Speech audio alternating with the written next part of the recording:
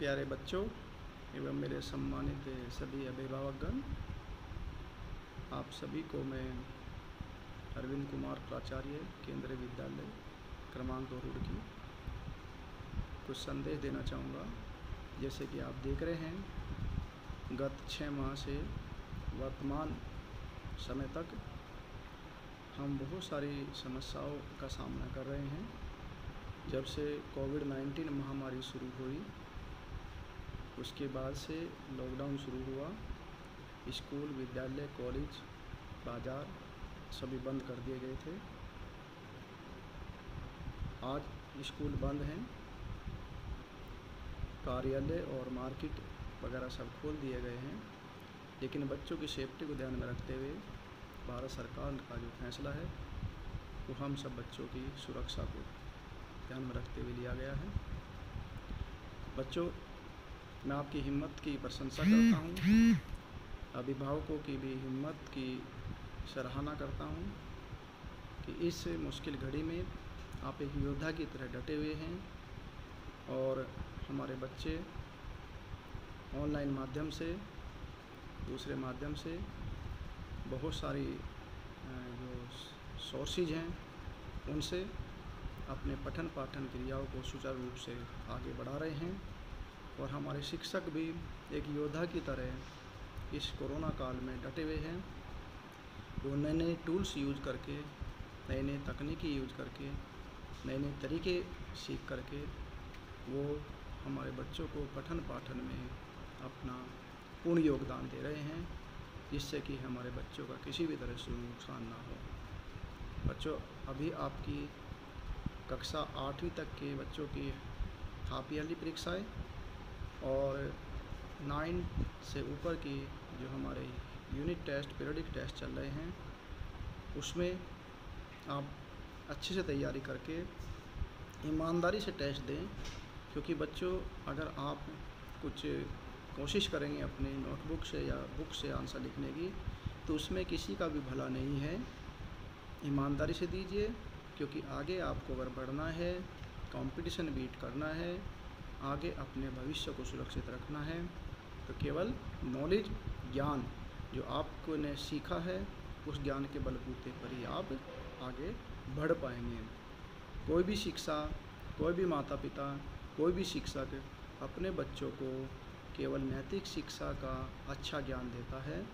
हम नहीं चाहेंगे कि हमारे बच्चे कुछ इस तरह की काम करना सीखे जो समाज की दृष्टि में न्यायोचित ना हो। मेरा अभिभावकों से भी अनुरोध है कि आप जब बच्चों के टेस्ट चल रहे हैं तो थोड़ी देर के लिए उनके पास बैठें और बच्चों को ये शिक्षा ज़रूर दें कि कोई भी काम करें उसको ईमानदारी से करें, लगन से करें, मेहनत से करें और एक शेड्यूल बनाएं, अपना एक टाइम टेबल बनाइए। उस टाइम टेबल के अनुसार ही आप तैयारी करिए। सफलता हमेशा आपके कदम चूमेगी। इंसान के लिए कोई भी कार्य इम्पॉसिबल नहीं है। अगर आपने ठान लिया, आपने जागते हुए सपने देखे। हमारे महामहिम स्वर्गीय APJ अब्दुल कलाम जी ने एक बहुत अच्छा कथन, एक कोट्स उनका है, सपने वो नहीं होते जिसको हम सोते हुए देखते हैं, सपने वो होते हैं जिसको हम जागते हुए देखते हैं या जिसको हम पूरा करने के लिए जागते हैं। आप सपने सोते हुए देखें या जागते हुए देखें, लेकिन सपने वो होते हैं जिसको पूरा करने के लिए जो हमारे टारगेट हैं, जो एम है, जो हमें बनना चाहते हैं, वो हमारे सपने हैं, वो हमारे ख्वाब हैं। हम दिन में भी सोचते रहते हैं, वो सपने हैं। और उन सपनों को अगर आपको पूरा करना है तो आपको जागना होगा, आपको मेहनत करनी होगी, आपको त्याग करना होगा, आपको नींद का त्याग करना होगा, आपको बहुत सारे जो आपके एंटरटेनमेंट हैं उनका त्याग करना होगा। क्योंकि आज के परिदृश्य में समय बहुत बलवान है, समय आपके लिए बहुत ही महत्वपूर्ण है। समय की वैल्यू को अगर आप समझेंगे बच्चों, जिस बच्चे ने मेहनत की, समय दिया, वो IIT में सेलेक्ट हो गया, वो डॉक्टर बन गया, वो IAS बन गया, वो PCS बन गया, तो फिर उसका मान सम्मान के साथ साथ उसके पास हर तरह की सुविधाएं होती हैं। तो वो जो समय आज उसने समय को कमाया है उसने समय से कमाया है। समय की वैल्यू सबसे ज़्यादा है इस दुनिया में, और उस समय के अनुसार आप सही समय पर अपना कार्य करेंगे तो आप भी जो आपके सपने हैं, आपका जो उद्देश्य है, वो बिल्कुल आपको मिलेगा।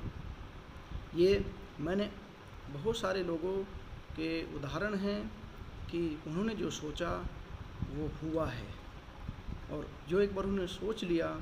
अभी मैं एक उदाहरण में कोई मुझे बता रहा था, साइंटिस्ट हमारे यूनिवर्सिटी में यहाँ पर IIT में, कि एक बंदे ने 9 साल तक PCS की तैयारी की। एक ऐसा बच्चा जो 9th में भी सब कंपार्टमेंट के बाद पास हुआ, 11th में भी बड़ी मुश्किल से पास हुआ, 12th में भी बहुत कम अंक लाया, और उसके माता पिता, उसके भाई ने उसको कहा कि आप तैयारी करिए, जब तक तैयारी करनी है करिए। तो मुझे अभी ज्ञात हुआ कि इस साल ही, अभी हाल ही में UP PCS का रिज़ल्ट या उत्तराखंड का रिज़ल्ट डिक्लेयर हुआ, 9 साल के बाद वो बच्चा PCS ऑफिसर बन गया। तो उस लगातार उसकी लगन थी, लगा रहा है कमिटमेंट के साथ। और देखिए 9 साल का समय बहुत होता है, लेकिन उसने जो सपना देखा पूरा करने का, उस पर वो चलता रहा।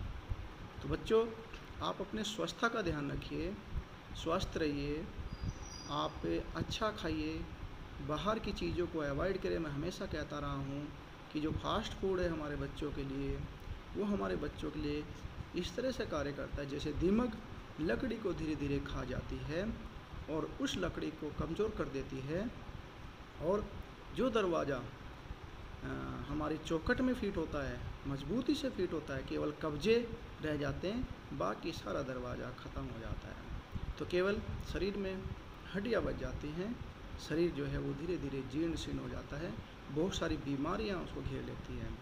तो बच्चों, अच्छा स्वस्थ खाएंगे, प्रोटीन वाला खाना खाएंगे, आपका जो साफ़ सुथरा खाना खाएंगे। और मेरा अभिभावकों से भी अनुरोध है कि हमारे देश में हर चीज़ पर हम गौर करते हैं। हम डॉक्टर का भी के पास भी जाते हैं, हम बॉडी प्रोफाइल भी कराते हैं, हम लोग खाने पीने का भी ध्यान अगर करते हैं, लेकिन हम कभी डाइटिशियन के पास नहीं जाते, हम कभी मनोचिकित्सक से दूर रहते हैं। वैसे बहुत सारे डॉक्टर के पास चले जाएंगे।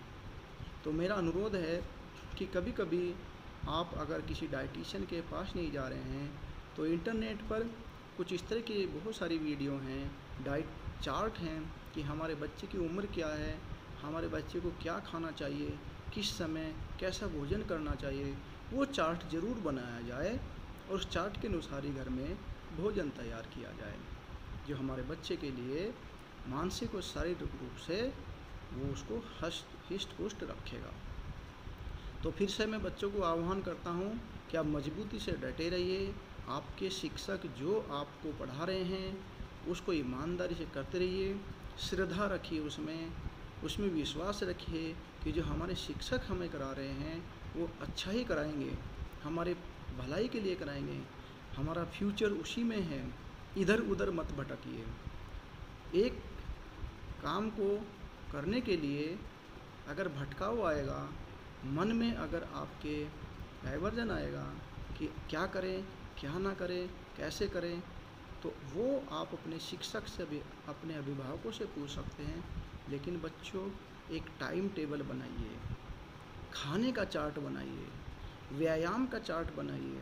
अगर आपको मनोरंजन करना है तो मनोरंजन टीवी वगैरह, उसमें समाचार देखना या कोई आपको कुछ देखना है, सीरियल वगैरह, तो उसका भी एक चार्ट बनाइए और नियम पर चलिए। एक नियम बनाइए।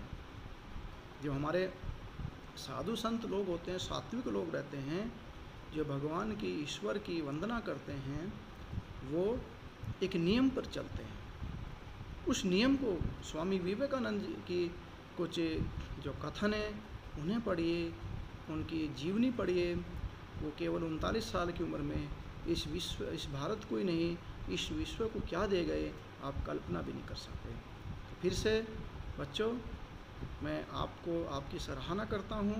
आप हिम्मत से डटे रहिए। जो टेस्ट अभी चल रहा है बच्चों, उसको ईमानदारी से दीजिए। वो एक ऑफिशियल टेस्ट है, उसके अंक बाद में जो आपका फाइनल असेसमेंट होगा उसमें उनके अंक जोड़े जाएंगे। इसलिए आप इसको लाइटली ना लें, अच्छे से तैयारी करें और साफ़ सुथरी लेखनी में सुंदर आपकी राइटिंग हो, समझने योग्य। और अपने शिक्षक से हमें संपर्क में रहिए। फिर से मैं आप सबके स्वास्थ्य की कामना करता हूँ। जय हिंद, जय भारत।